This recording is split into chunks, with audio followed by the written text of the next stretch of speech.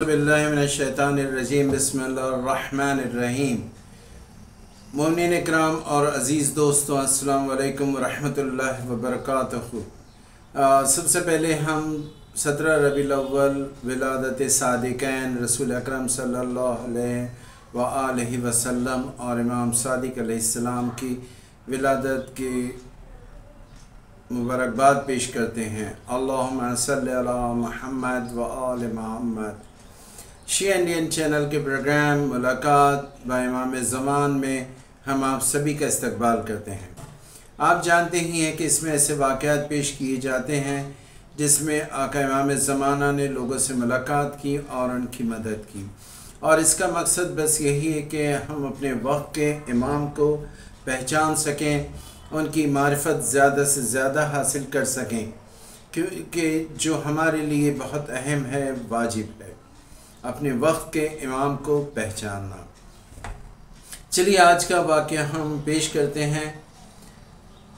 बाकी इब्ने अतवा अलवी हसनी सादात में से थे और अली इब्ने ईसा अरबली के नज़दीक काबिल एतमाद थे।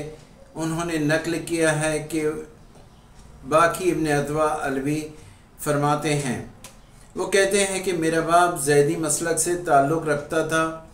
वैसे मर्ज़ में मुब्तला हुए कि हकीम किसी तरह भी उनका इलाज करने की ताकत नहीं रखते थे।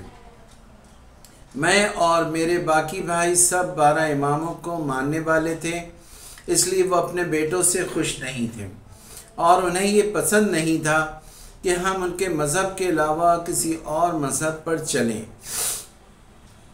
कभी कभी हम मज़हब शिया की हक़ानियत के सिलसिले में उन्हें इस्तदलाल भी पेश करते थे और हज़रत बक़ियतुल्लाह अज्जलल्लाहु ताला फ़रजहु शरीफ के मुतालिक कहते थे कि वो ज़िंदा हैं। हमारे वालिद थे बुज़ुर्गवार कहते थे, अगर आप इस बात में सच्चे हैं तो अपने इमाम को कहो आएँ और मुझे इस मर्ज़ से शिफा दें।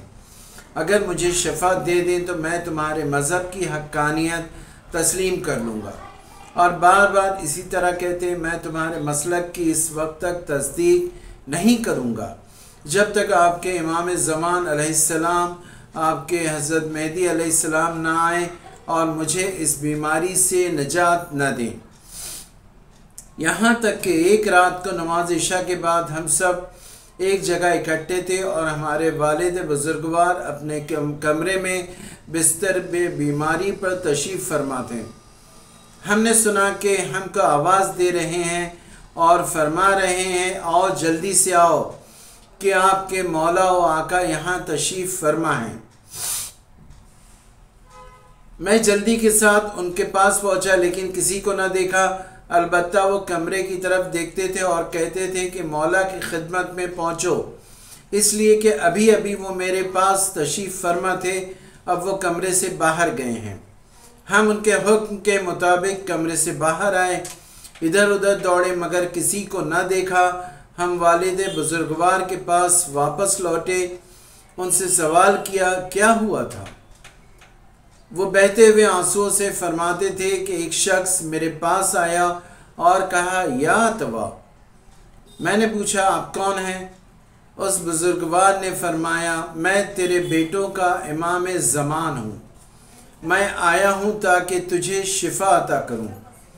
उसके बाद उन्होंने अपना हाथ दराज किया और मर्ज़ की जगह रखा। कुल्ली तौर पर मुझे इस बीमारी से निजात दी और मैं कामिलन सेहत व सलामती हासिल की। मैंने इस मर्ज़ के आसार मेरे बदन में बिल्कुल बाकी न थे, इसलिए मैं समझा कि वह हज़रत इमाम ज़मान हज़रत हुज्जत इब्न हसन अलैहिस्सलाम हैं, इसलिए तुम लोगों को आवाज़ दी कि आ हज़रत की ज़ियारत करें। लेकिन अफसोस है कि जिस वक्त तुम सब आए उसी वक्त आ हज़रत बाहर चले गए। मरहूम हाजी नूरी अपनी किताब नजमुस साकिब में लिखते हैं कि अली इब्ने ईसा अरबली बयान करता है कि अतवा के वाक़े के मुतालिक उसके बेटों के अलावा दूसरे लोगों से कई दफ़ा पूछा। वो लोग बयान करते थे कि हमने उससे पहले मर्ज़ में मुब्तला देखा था और वो ज़ैदी मज़हब पर था اور شفا نصیب ہونے کے بعد بھی ہم نے اسے شیعہ اثنا عشری کے مذہب پر زندگی بسر کرتے ہوئے دیکھا ہے۔ اور ضمناً اس موقع پر علی ابن عیسیٰ کہتے ہیں کہ مدینہ منورہ اور مکہ مکرمہ کے راستے پر اکثر لوگوں نے حضرت ولی عصر ارواحنا فدا کی زیارت کی ہے، حضرت کی خدمت میں حاضر ہونے کا شرف بھی حاصل کیا ہے۔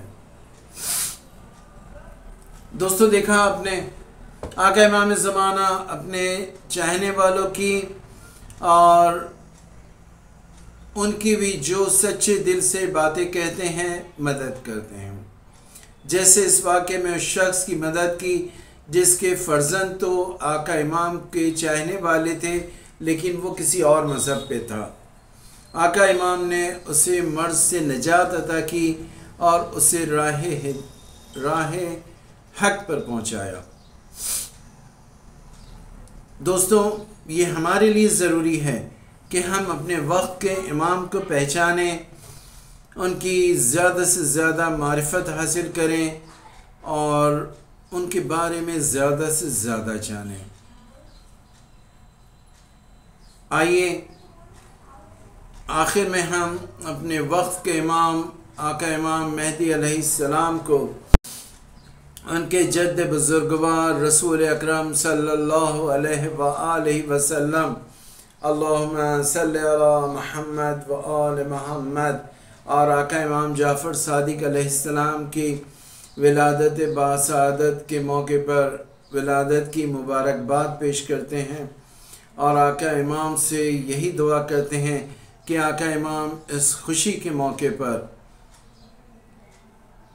روایتیں کہتی ہیں کہ ایک دوسرے کو تحفہ دینا چاہیے۔